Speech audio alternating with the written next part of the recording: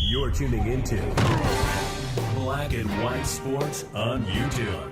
The no-holds-barred truth on sports.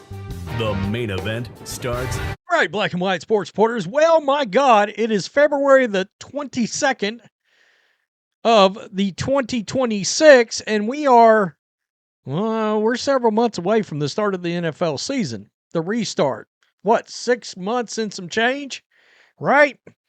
But already there's a lot of controversy around Lamar Jackson. Lamar Jackson, shit-ass year. Had a horrible year. I made a video the other day about it. And we were talking about Declan Doyle, who is the new offensive coordinator for the Ravens, clearly an alpha. Walked into the room. In fact, didn't walk in. He kicked the door into the room, walked in and told everybody, look, I understand voluntary workouts are coming up, voluntary camp coming up, blah, blah, blah, blah, blah. But we expect you to be here. We expect you to be here. Guess who hasn't been there? Lamar Jackson. Guess who's making a bitch ton of money? Lamar Jackson. And Declan Doyle saying, look, you're the leader of the offense. He brought up leadership. It was clear. He was talking about one dude. And this has caused a lot of reaction. You got Ocho Cinco out here, white knighting for Lamar Jackson. I know that OC didn't. Yeah, he did. He did. I'm going to play that clip of him melting down. Shannon Sharpe looking like he's Moses. When'd you get all the gray hair, dog? What is going on there? And we got Marcus Spears, of course, formerly of the Dallas Cowboys, from LSU on ESPN, also sending a message to Lamar Jackson after the OC fired shots. I think Lamar Jackson is on a little life support right now with the Ravens. I'm going to tell you why. Steve Bisciotti done got rid of the coach. And you will not convince me that this parting of the ways wasn't because John Harbaugh said, I don't think we can win another Super Bowl with Lamar Jackson.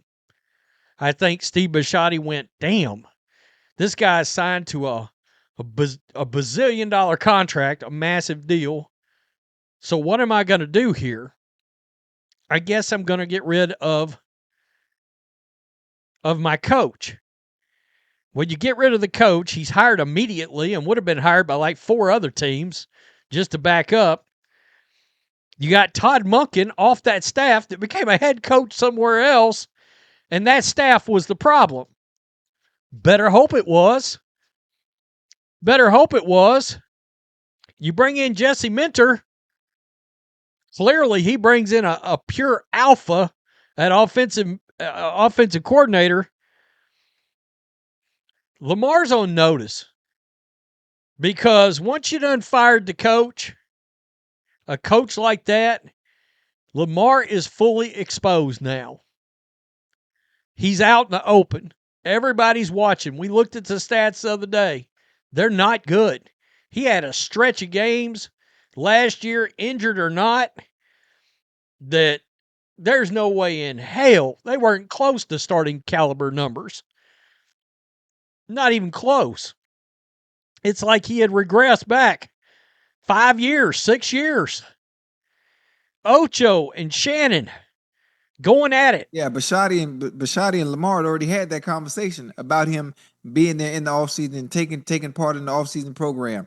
So we already know he's going to show up. Now, I think he wants to make sure everyone else is on board. Ocho, stop that. You know he's not talking to but one person. Everybody else goes, which guy hasn't been there 7 of the last off seasons? Last 7 of the late off seasons, which guy hadn't shown up? Time out. I almost never agree with Shannon Sharpe. He's 137% right. We talk about the D coordinator, No, right? we talk about the offensive coordinator. The offensive coordinator ain't calling out motherfucking Lamar Jackson. I can tell you that. Okay. I guarantee you that. No, he didn't call. The new offensive coordinator is not calling out the team franchise leader. Ocho. After you already had a conversation with the owner. The same one who is up for contract extension. He's not calling Which him out. guy? I You just don't want wanna start you just answer Let me me this. finish. Answer Let me me this. finish. Okay. Let me finish.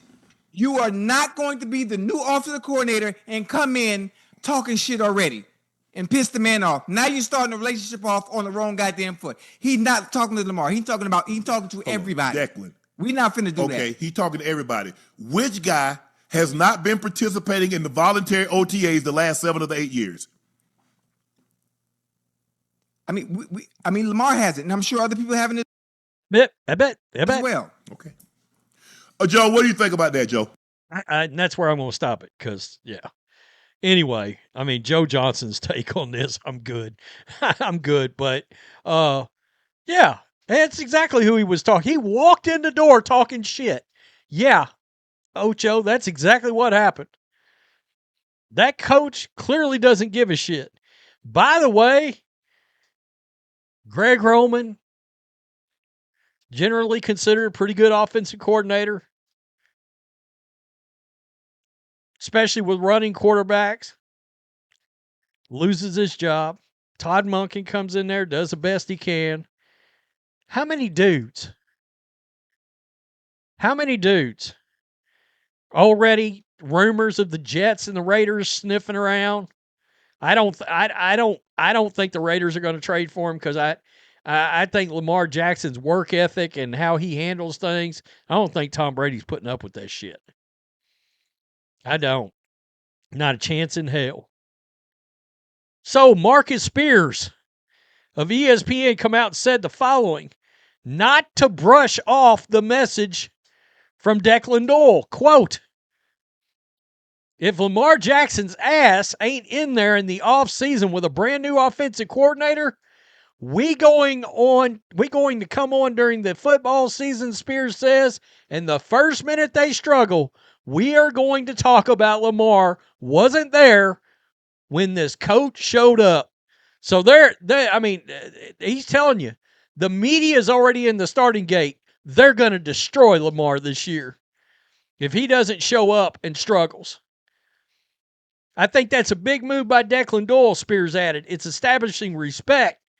It's establishing I'm the offensive coordinator, but I'm wanting my quarterback here. The guy that I've seen do big things in the league be a big part of the success that we have. This will be the most polarizing offensive coordinator job in the league because of who Lamar Jackson is.